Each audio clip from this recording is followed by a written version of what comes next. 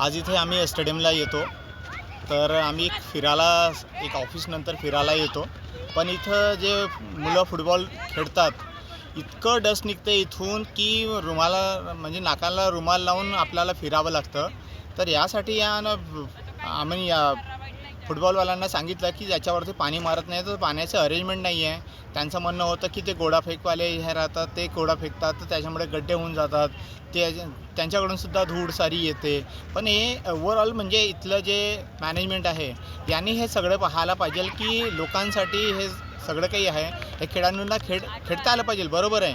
पण त्याच्यासोबत बाकीचे लोक येतात आपलं स्वास्थ्य चांगलं करण्यासाठी, अर्धा एक तास फिरतात, तर ते बिमार होऊन जातील. इथे येणारच कोणी राहणार नाही. तर याचं मेंटेनन्स बरोबर केलं जाईल तर नॅचरली हे खेळाडूंसाठी आणि एक जनरल पब्लिकसाठी सुद्धा चांगलं होईल.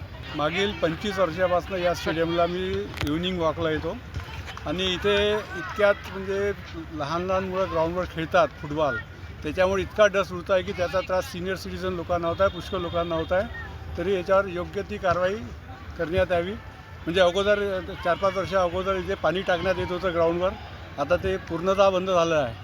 तरीसुद्धा आता इथे उन्हाळ्याच्या दिवसामध्ये आता पुन्हा रश वाढणार आहे. त्याच्यामुळे जर इथे पाणी टाकलं ग्राउंडवर तर बाकीच्या लोकांना त्रास होणार नाही. तरी याची प्रशासनाने तसदी घ्यावी. इथे 10-12 वर्षापासून मी फिरायसाठी येत असतो आणि इथली आता सध्याच्या स्थितीत 1 वर्षापासून अशी परिस्थिती आहे की लहान लहान पोरं ग्राउंडवर फुटबॉल खेळतात, त्याच्यामुळे भरपूर प्रमाणामध्ये धूळ उडते आणि इथे सगळे सिनियर सिटीजन असल्यामुळे त्यांच्या आरोग्याचा हा प्रश्न तयार झालेला आहे. बऱ्याच लोकांना इथे कफचा प्रॉब्लेमसुद्धा तयार झालेला आहे. असं आम्ही बोलतानासुद्धा हे त्यामध्ये आमच्या डिस्कशनमध्ये येत आहे. आता इथे असा प्रॉब्लेम आहे की इथे पाणी मारण्याची सोय असूनसुद्धा ग्राउंडवर पाणी मारलं जात नाही आणि त्यानिमित्ताने शासनाला आम्हाला एक कळवशा वाटते की इथे पाणी मारण्याची सोयसुद्धा करावी.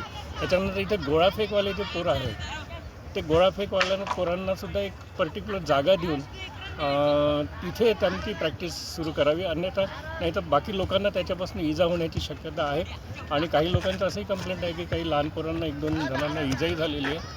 पण याकडे सुद्धा लक्ष देण्याची कृपा करावी आणि त्याच्यानंतर इथे थोडंसं ग्रीनरी त्या ग्राउंडमध्ये आतमध्ये जे फुटबॉलचं ग्राउंड आहे तिथं थोडीशी ग्रीनरी झाली पाहिजे किंवा गवत वगैरे उगवलं गेलं पाहिजे. याबद्दलसुद्धा शासनाने आणि इथल्या अधिकाऱ्यांनी थोडंसं त्यामध्ये सहभाग करायला पाहिजे.